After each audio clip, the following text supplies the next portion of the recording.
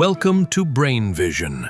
An 880 volt ampere, 220 volt and 50 Hz load has a power factor of 0.8 in the lagging condition, then what value of the parallel capacitance will correct the load power factor to the unity?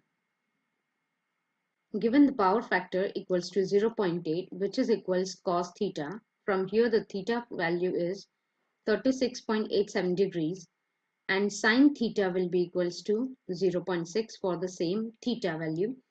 Therefore, the reactive power Q is equals to S sine theta. The S value given is 880 volt ampere multiplied by 0.6 and the value for Q is 528 VAR. If the power factor has to be unity, then QC equals Q 528 VAR. From here, the capacitance value Vrms square by XC, the capacitance must be equals to omega C Vrms square. From here, the capacitance equation will be omega Vrms square. Substitute